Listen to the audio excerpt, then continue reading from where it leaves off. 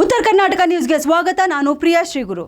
ಮುಡಾ ಹಗರಣದಲ್ಲಿ ಸಿಎಂ ವಿರುದ್ಧ ರಾಜ್ಯಪಾಲರು ಪ್ರಾಸಿಕ್ಯೂಷನ್ಗೆ ಅನುಮತಿ ನೀಡಿರುವುದನ್ನು ಹೈಕೋರ್ಟ್ ಮಂಗಳವಾರ ಪುರಸ್ಕರಿಸಿದ್ದು, ಇಂದು ಬಿಜೆಪಿ ಕಾರ್ಯಕರ್ತರು ಸಿಎಂ ನಿವಾಸಕ್ಕೆ ಮುತ್ತಿಗೆ ಹಾಕಲು ಯತ್ನಿಸಿದ್ದಾರೆ.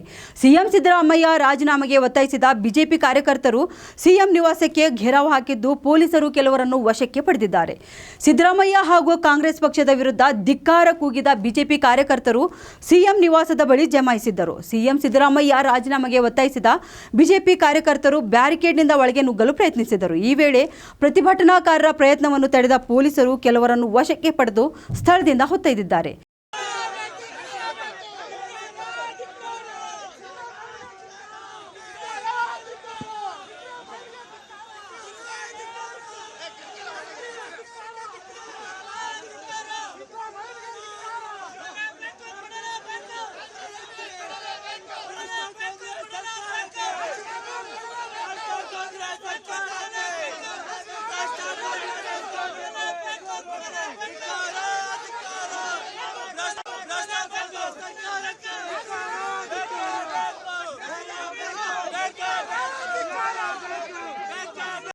ನಿರಂತರ ಸುದ್ದಿಗಾಗಿ ನೋಡ್ತಾ ಇರಿ ಉತ್ತರ ಕರ್ನಾಟಕ ಸುದ್ದಿ ವಾಹಿನಿ.